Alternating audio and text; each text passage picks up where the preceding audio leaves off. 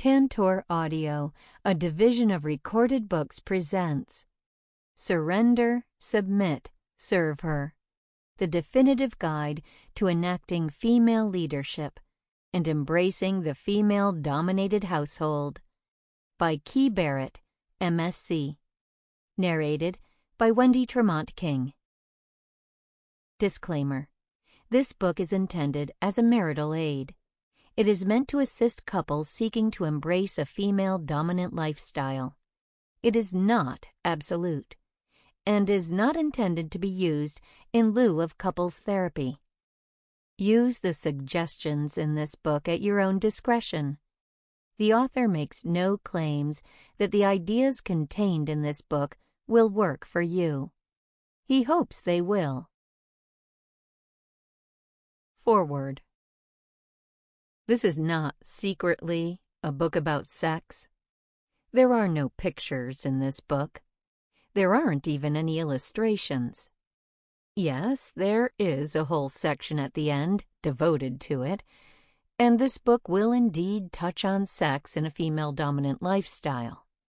You can skip forward to that section if you want, but I wouldn't recommend it. You need to understand now, whether you be hopeful male or hopeful female, this book is a serious one. Not that sex isn't a serious topic, but before you get to the sex, you will go through the myriad aspects of everyday life that can constrict or enrich your bedroom adventures. This book takes the idea of a woman-led household, a term referred to here as female leadership, most seriously. Sex is the payoff for both the male soldier and the female commander. But to really enjoy it, you must first understand and then commit to the grunt work that makes an army run. Being subservient in bed and a selfish asshole on everything else it takes to run a complete household is not submission to female leadership. It's just being a prick. So if that's what you want, best you put this book down now. On the female side, hoping you can get a man to submit to your leadership because you dominate him in bed isn't rewarding him. It's being a horrible leader. A good leader learns the strengths and weaknesses of their retinue. Don't punish failure. Recognize it for the opportunity to train a neophyte exactly as you would want them to be. Failure is a great opportunity because you don't have to untrain anything, which is the hardest thing to do. Instead, it's an opportunity to get it precisely as you want. And with men, being exact in description matters. Being forceful and direct in your needs will never be considered nagging. I abhor that term, because what is nagging, if not the directions of a dominant woman processed through a sexist and patriarchal system? No person on either side of nagging likes it. So, there you go. If you are ready on the male side to learn all the unglamorous, unsexy aspects of being the household sergeant-at-arms for your mistress, and if on the female side you are willing to stop using sex as a weapon or a reward, and trust in your instinct, and be direct with your man, damn his feelings, then this book is for you. The bonus being, at the end, you do get to the naughty, always intimate, sexy bits. Good luck. Who is this book for? Men and women, or women and women, over the age of 18, who wish to establish a household with the woman in charge. If you are looking to understand the benefits and reasons for female leadership as a way of life, as well as how to implement female control in your household, this book is for you. Book structure. This book is broken into 3 parts. Surrender. Surrendering to the idea of female leadership. Submit. Submitting to a female leader and learning to live and thrive in a female-led household. Serve. Serving the female leader. Along the way, there are tips and reminders to help absorb the most important takeaways from each section. There are examples of both working female-led relationships and problems within relationships, both female-led and otherwise. Note, the people and relationships are made up for the purpose of this book.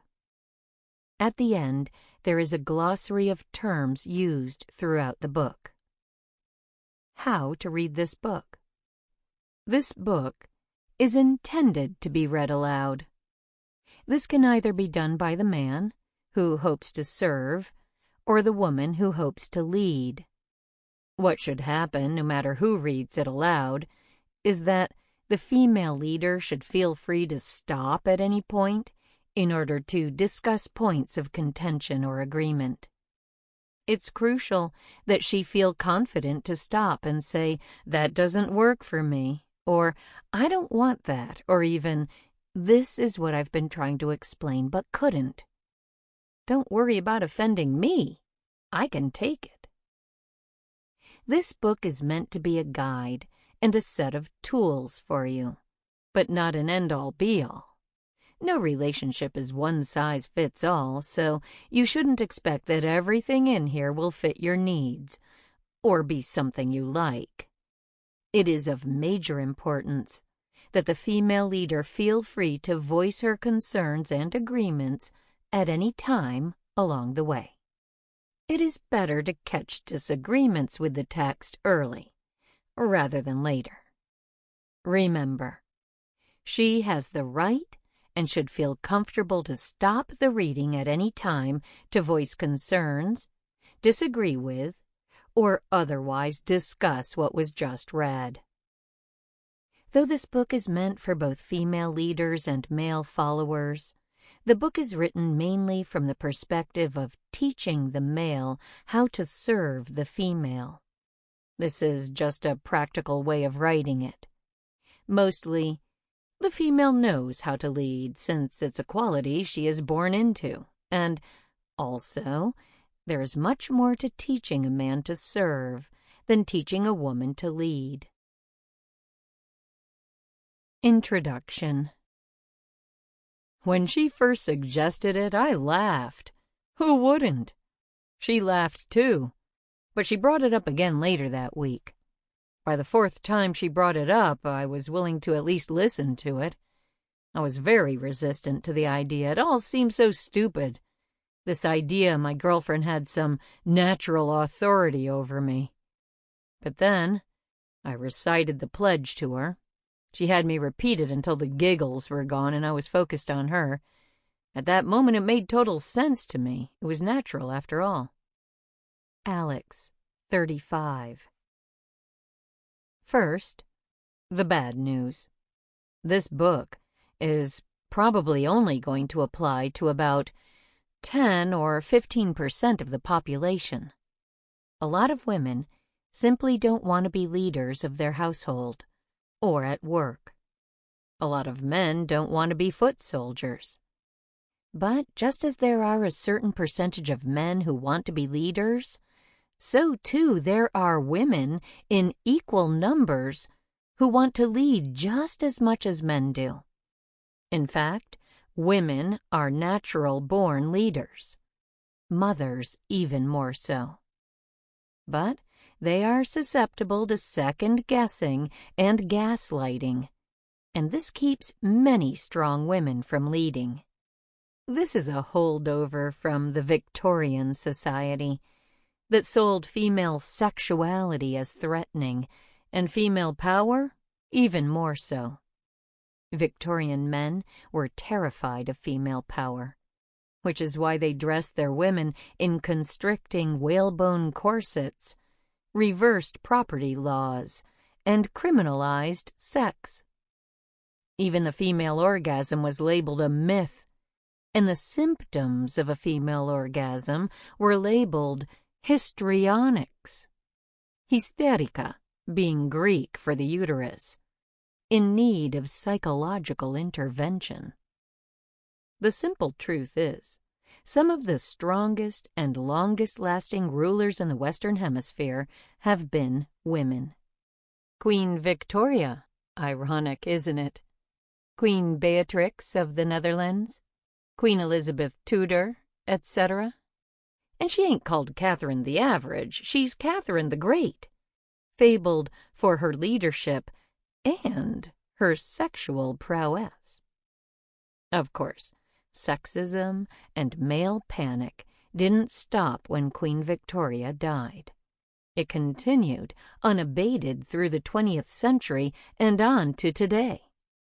One need only look at your average Disney film to see how we indoctrinate our youth to the visual cues for threatening female sexuality and the joys of female submissiveness. Almost every fairy tale from the mouse pits a raven-haired evil woman dressed like a dominatrix against a perfect princess in a mortal battle over the male ideal milquetoast. This villainous ideal of a witch dominatrix seeks to put female leadership in a bad light. It teaches our kids, not so subtly, that a woman who seeks to control men the way men control women is a perversion of nature. This perversion hypersexualizes her, exaggerating her features and her voice. Most of the time, her female power and overt eroticism corrupts nature itself. Her hideout is always in the midst of some dark and thorny woods. These Disney dominas almost always have singular goals, humiliating the men in general and capturing and enslaving the prince. If you're reading sexual enslavement into that, you're right. It's a slander, an attempt to cast female leadership as something that will enslave all men and turn good girls bad. The powerful woman seeks to emasculate the man, while the pert, perky princess with the light hair, vacant doe eyes, and nice, but not too overstated sexual features, seeks to raise a family and start a happy life of motherhood and submissiveness. This is the societal programming that most of you have and seek to undo. Tip: society indoctrinates you from a young age to believe female leadership is dangerous and against nature. Work to deprogram these thoughts and keep an eye out for when media is telling you. On a personal aside, I don't know about you, but it always seems like Prince Philip ultimately wanted to lose the battle against Maleficent. She's intriguing, stunning, and far more interesting a person than Sleeping Beauty. Her leadership and her promise of adventures, both physical and psychosexual, would pose a challenge to Philip that would fall outside the norms of being just another prince. Like many people forced into leadership, he might actually find the submissive role liberating. What a great pair they might have made. Oh well. So, I guess in the end, if you kind of found yourselves rooting for Maleficent, then this book is for you. You both have an interesting, challenging, fun, and sexy journey ahead. And bonus, you've already got your Halloween costumes laid out. Now the good news. If you're both reading this book, that means this book is for you. Likely in some form or another, the wife has been taking a commanding role in the dynamic already. This book will help you iron out the issues that stand in the way of enjoying each other in your newfound roles. For her, these chapters are not meant to be read alone. That is, they don't have to be. In fact, reading the whole book together is ideal. It allows you to discuss what appeals to you and what doesn't in a safe and healthy way. This book is not an all-or-nothing proposition. No one household dynamic is exactly like another.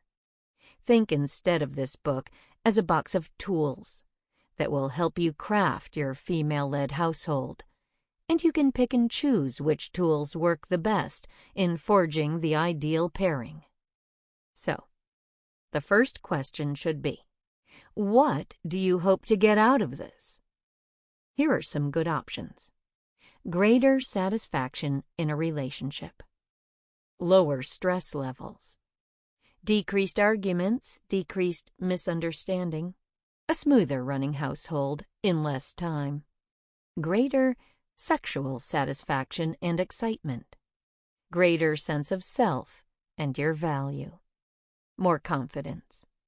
Deeper respect for your partner. Deeper sense of purpose. More successful work life. This is not an exhaustive list, but it's a good start on the way to considering what you really want in a female-led household. What are the risks? What you need to understand about accepting your husband's servitude and taking on the responsibility of being his leader is that he is making an incredible sacrifice and taking a big gamble agreeing to this. This doesn't mean he doesn't want it just as much or perhaps even more than you want it, but he is placing himself under your authority. And this carries with it a great and fairly one-sided risk. He will have great fears about his masculinity and how you now see him. He is agreeing to be vulnerable to you in order to serve your agenda and prop you up as a great leader. There is certainly a lot of trust required with that. He is trusting that you understand that being a submissive is not the same as being a slave. There will be resistance at times from him, especially early. Your authority will be questioned. You will want to fall back into old routines, so will he. But with high risk comes high reward. Be patient and use the tools, especially reinforcing commitment with judicious use of the pledge, to bring everything back in line. And of course, use patience and understanding. This is a hard change, but it's well worth it. For him, where to begin? Well, if you're using this book the way I've suggested, you just heard your wife or partner read out her section. What did it feel like to hear those words? What went through your head when you were described as vulnerable and submissive? It should have made you nervous and excited. And if your pride and machismo bristled at it a bit, that's okay and normal. It will again. And it's not supposed to die or go away either. You're just gonna retool it in a more useful way. But we will get to that. Let's focus on the beginning. So you're considering taking on the role of second in command to your fantastic general-in-waiting, eh? Well, what should you hope to get out of this? A better understanding of your wife's needs and desires, and how to fulfill them. Greatly reduced stress levels. Breaking free of masculine expectation while feeling more like a man than you ever had. Greater sense of purpose and direction. Greater value of your manhood and worth. Better emotional and sexual connection to your wife. Increased skills and abilities. a more rounded personality. So, hopefully you are both excited to make the change and embrace her natural, wonderful female leadership and all the benefits to your household that comes with it. But what does female leadership even mean? What is female leadership? I cannot tell you what it was like that first week. I was so scared. What if I failed? What if I wasn't a good leader? I wanted this, but if it didn't work out, what would that mean? Would he divorce me? Of course, we failed a bunch that first week. I slipped to the old ways, so did he. But when we sat down for our weekly meeting, I realized halfway through that my husband was sitting attentively, just listening to me, not waiting for his turn to speak, not offering advice, just listening patiently and paying attention to what I wanted done and how I wanted it done. From that moment on, I was a leader because I had a great follower. Selah, leader of her household since 2009. Female leadership is a structure in which the household is built around the control and direction of the dominant woman in the house. Simply put, she runs the show, and you support her decisions through action. She is the queen of the household. This is more than the house. Her judgment is paramount to the success of all aspects of the family life. Everyone in the house has abdicated the role of final decision-maker and arbiter to her. This cannot be done out of fear. It has to come from a place of belief and trust. The hopes of the husband is that placing responsibility and authority in the hands of the wife will bring about harmony and a smoother, more efficient household, marital relationship, and sexual life. A female-dominant household will be different from house to house, but will always have certain characteristics. A well-maintained and organized house, under the auspices of a great female leader, tasks are delegated fairly and built around tried and true processes. She explains and guides her subordinate on the proper way to do those tasks, leading to less misunderstanding and greater satisfaction in work. A clear understanding of her way.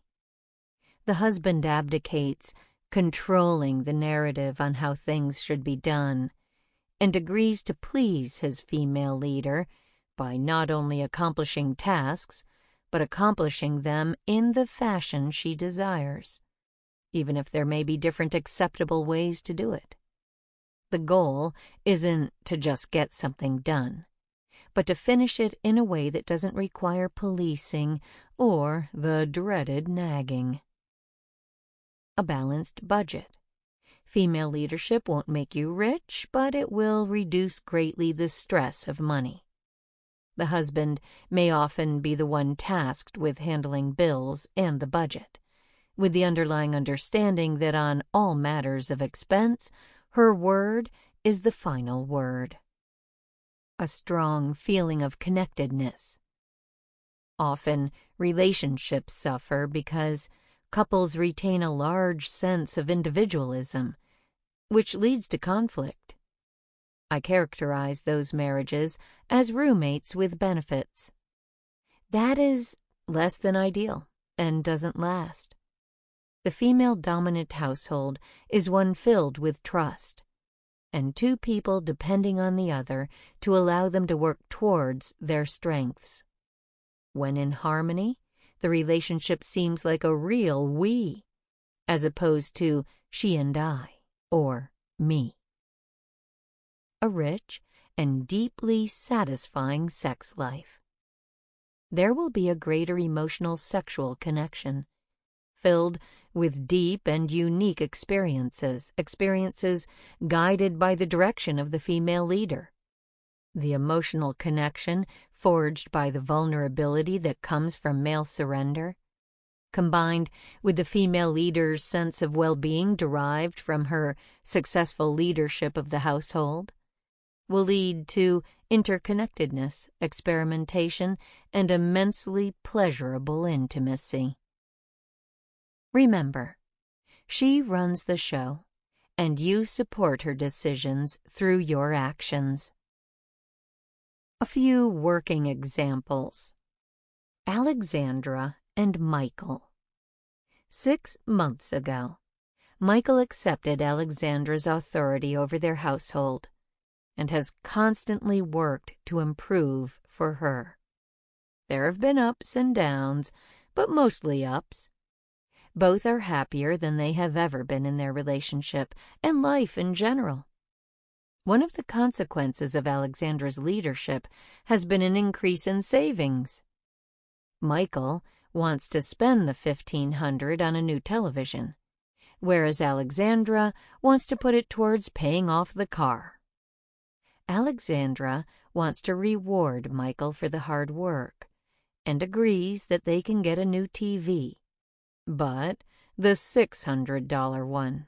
The rest will go towards the car. Because Michael accepts her authority as implicit, Alexandra's word on the matter is final. Michael is happy that she felt like rewarding him, and he recognizes her leadership has resulted in a better outcome than his would. Fun and savings. Alexandra feels pleased that her husband respected her authority and appreciated her thoughtful gift. Genevieve and David. Genevieve and David met after college in the late 60s. They immediately adopted a female-dominant household because it seemed natural to who they were. Recently, they have retired and agreed to sell their house and downsize, moving to Arizona to be closer to their daughter's family. The downsizing has required disposing of many items from their life. David finds it very difficult to let go of so many memories, but defers to Genevieve, whose authority on whether something stays or goes is final. This actually makes the ordeal easier on David because he trusts Genevieve's leadership and decision-making. He truly believes if she says they don't need something, then they don't need it. She likes the responsibility of the task because David listens to her, respects her, and does the heavy lifting of getting rid of the items. She trusts him to do it her way, recycling everything and wasting nothing. Genevieve is also conscious of his emotional needs enough that the ratty old blanket they sat on at Woodstock stays, even though it hasn't been out of the box in 20 years. Alyssa and Cody. Alyssa and Cody started dating in college and continued for 4 years after graduating, before almost breaking up because of the constant fighting. In order to save the relationship, Cody agreed to try and submit to Alyssa's natural authority and live in a female-dominant household. It worked so well that within a year they were married and living in a house that Cody restored under Alyssa's guidance. Friday is usually a night that Alyssa and Cody have sex, but when Alyssa returns home from work, she is upset and grouchy from a bad day at work. He asks what he can do. Alyssa replies that she loves his full-body massages, but just a massage. She's not in the mood for anything else. Cody puts his leader's needs first and takes pleasure from giving her pleasure. He helps undress her and lays her in the bed. It pleases Cody just to touch his wife's lovely body and to hear her sounds of pleasure. He takes great pride in mastering her way of massage, rather than doing it the way he would prefer or at him. Most of all, he is happy he can turn her day around and please her. Alyssa feels this and knows that her husband respects her authority, even when she is most vulnerable. Because of this connection the two have formed. Sample complete. Ready to continue?